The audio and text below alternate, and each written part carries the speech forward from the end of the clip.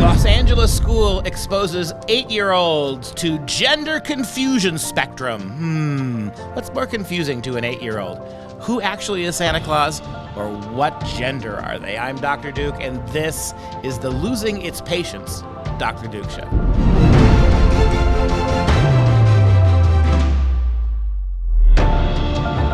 Hello, everyone, and welcome to the Dr. Duke Show. This is the program, and there ain't any other, that keeps you educated on the craziest impacting K-12 classrooms and college campuses around the world.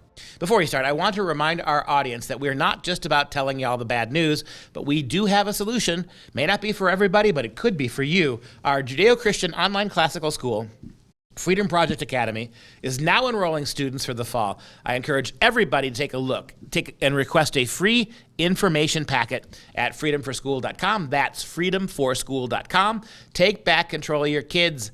Take back their education. Take back their childhood. Freedom Project Academy, all right? It is now time for Katie to examine the health of our republic.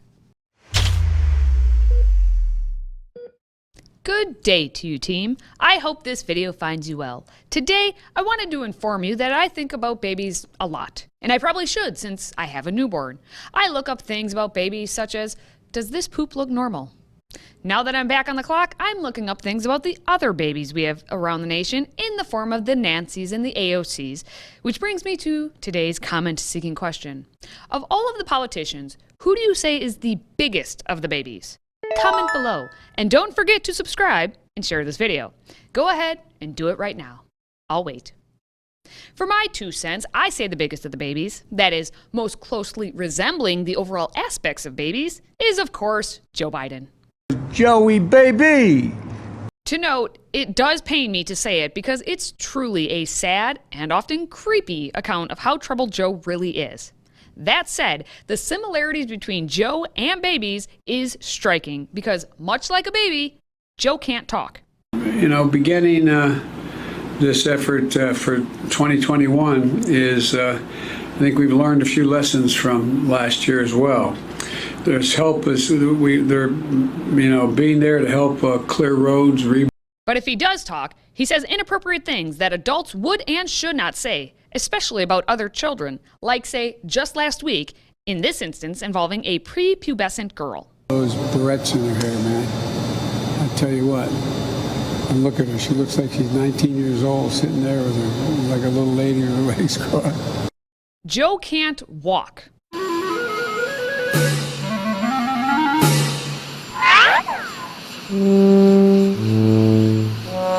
He can't stop crying.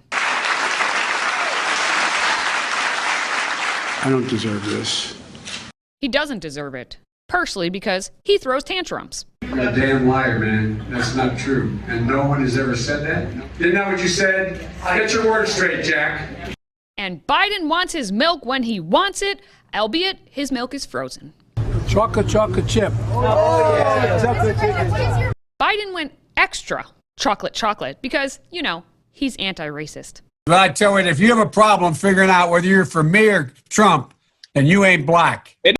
Unfortunately, a reporter interrupted Biden's snack time to ask a question about the January 6th commission bill in the Congress, which the Republicans voted down last week 54-35, meaning it could not be debated. Mr. President, what is your message to Republicans who are prepared to block the January 6th commission? Eat some chocolate chip.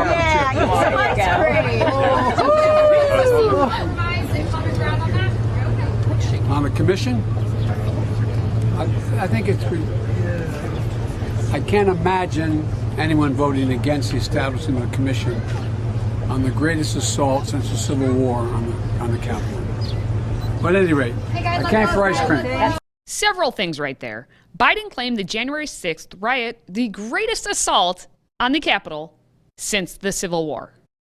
The Civil War.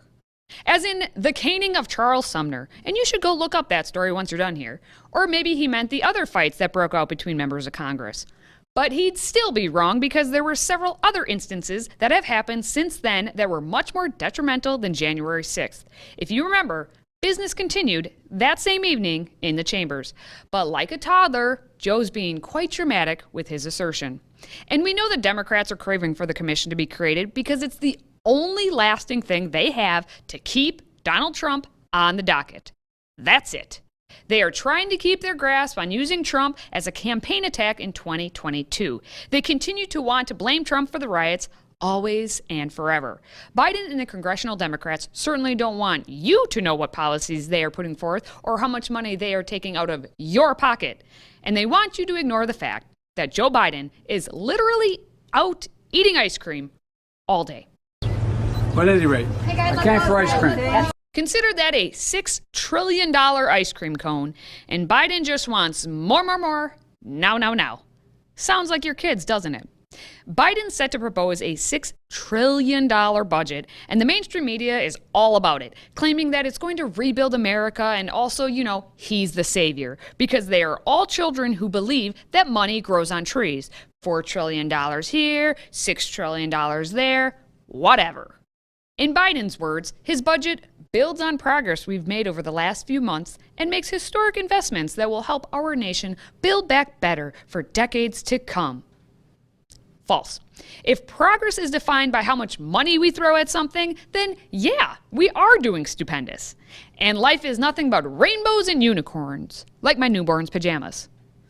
Progress.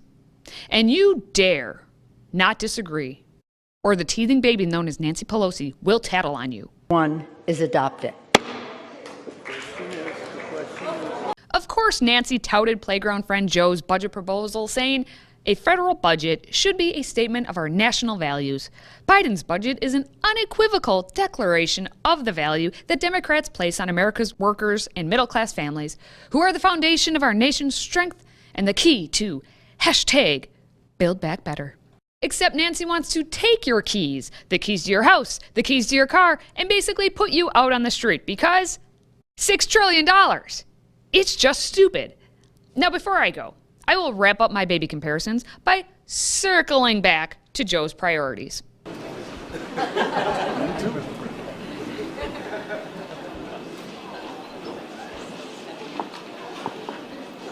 I just had to make sure the two girls got ice cream when this is over. As you and I know, babies want and need constant attention. Joe wants and needs constant attention. And as we look at him every day of this presidency, he takes the words right out of our mouths.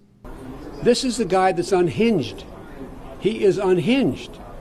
I worry about what he's going to do, not about me or my family.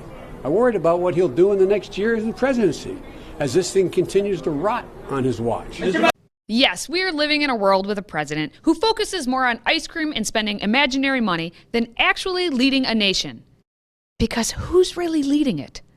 In talking about all this ice cream, I suggest you pick out your favorite flavor and stock up now, because at the rate of spending for the Biden administration, you won't be able to afford any of it come in a few days.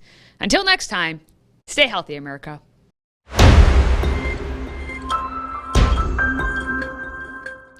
Joined now by Alex Newman, our international correspondent. Alex, thanks for joining us today.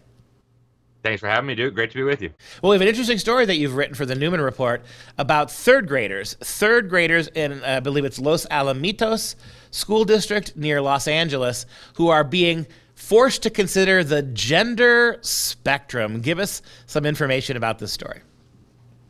Yeah, so we're talking kids 8, 9, maybe 10 years old. We're given an assignment where they're supposed to consider the pros and cons of a uniform, of a school uniform policy. And the assignment actually gave them the pros and the cons. And the cons were that, some people may be exploring their gender identity and they may not fall, within traditional areas of the gender spectrum. And so that might be sexist. I mean, this is nonsense, what they're teaching kids. But trying to get little tiny children to believe that gender is a spectrum, that there are infinite genders rather than male and female, is a nefarious plot that we've seen all over the United States. This is just simply the latest manifestation of this absolute anti-scientific nonsense being peddled to little kids. Have we been able to see any of the pedagogy or the assignments? And what has been the response from Los Alamitos parents? Yeah, we were able to get a copy of the assignment. It's absolutely absurd. Why should eighth graders be thinking about gender spectrums? And it talks about maybe the kids are experimenting with different gender expressions. I mean, this stuff is so hideous. What was really sad, I thought this was even more sad than the abuse that these children are being put through, was the pathetic dad who came out and blew the whistle. And I say this with all due respect, but shame on you, Mr. Dad. He's like, well, I'm really upset about this. And the interviewer, this was from the Daily Signal, asked, well, so are you going to take your kids out of school? He's like, well, I'm going to start a Facebook group. And yeah, I mean, oh my goodness, these people. And he's like, well, I went to public school when I was little and I turned out okay. I mean, that's what you hear from so many of these people. So his little children are being destroyed right now. They're being brainwashed into believing that there's a gender spectrum and they should consider different gender identity expressions. And his response is, it's like Stockholm syndrome or like a battered wife, right? He comes home, drunk husband beats her up, and then oh no, he's just, he's got good intentions, he loves it. I mean, it's just absolutely pathetic, Duke. And I hope parents in Los Alamitos and all across the country are realizing that this battered wife syndrome has got to stop. And it's not just you, right? If your husband was battering you, that'd be bad enough. But then when you bring the children into it, parents, come on, quit being so pathetic. Yeah, it's a great piece of advice. Dad did, though, at least raise a flag that nobody else had raised. What kind of response did we get from the school about Dad's very timid objections? Yeah, apparently the teacher was regretful, and the dad, all we know is from secondhand from the dad, but he said that the teacher had the best of intentions, and she was only doing this because higher level officials had ordered them to do that because there was some transgender kid or something last year, and so they all had to teach this now. But apparently the principal and the school, he actually blames the school board, which was interesting. I mean, this is of course not coming in from your school board. This is usually coming in from the state and from the feds and even from UNESCO, from the UN agency. But he said it was really the fault of the school board, and so we need to kind of complain about this. And he did bring up a good point. We've got to stop the other children from being indoctrinated with this garbage. That's true. But apparently the school board and the principal have fully drunk the gender-bending Kool-Aid to the point where now they frown upon parents even raising this issue.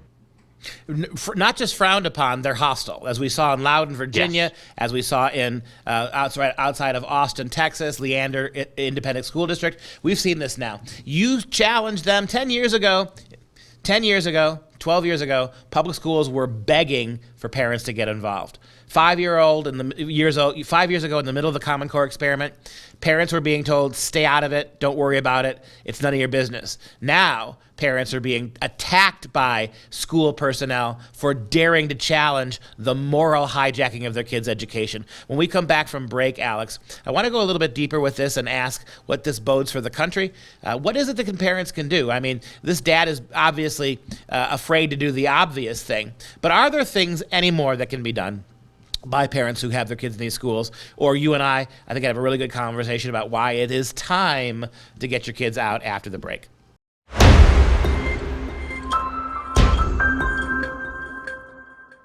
Back now with Alex Newman, our international correspondent. We had a really great talk about what Los Alamitos school district is doing in California. They are exposing kids as young as 8 years old, third graders, to force them to consider the gender spectrum. Again, one more program that eats into your kids' time studying reading and writing and math and all the other stuff.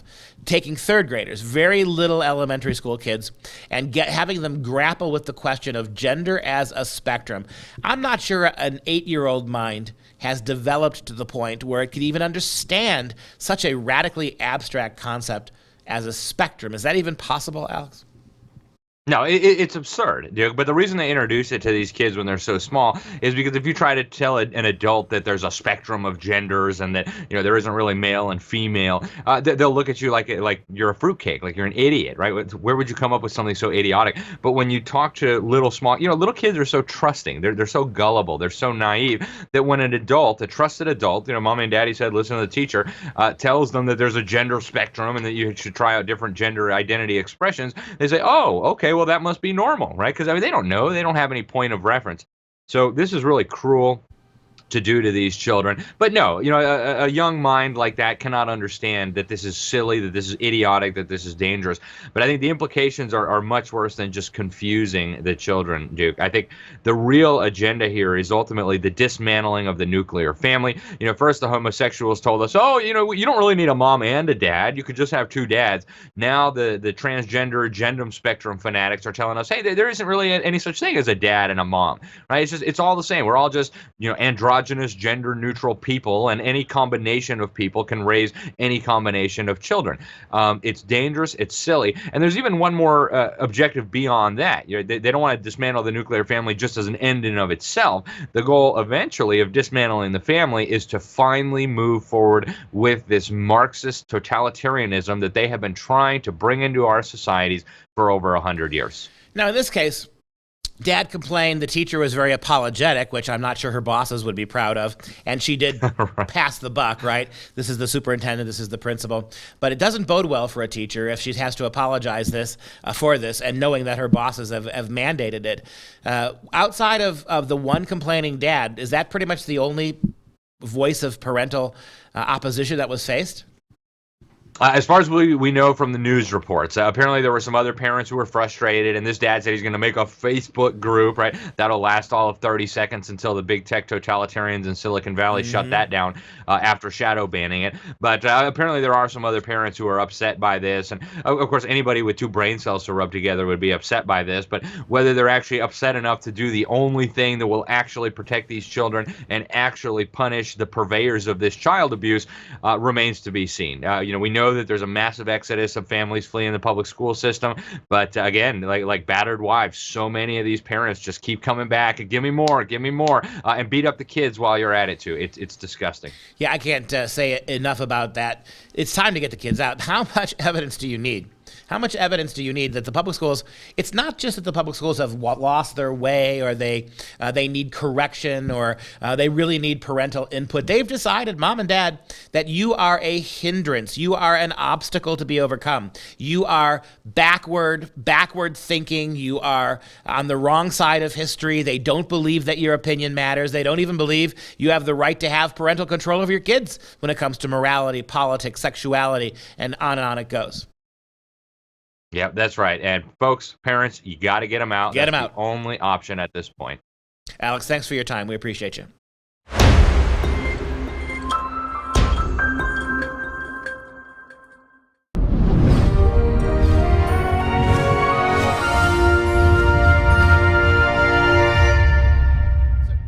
It is time now for some real education. We are honored to honor Walter E. Williams, who died last year. He's a great African-American economist. He was a professor at George Mason University. He was a stand-in host for the Rush Limbaugh show all throughout the 1990s, and a very good one.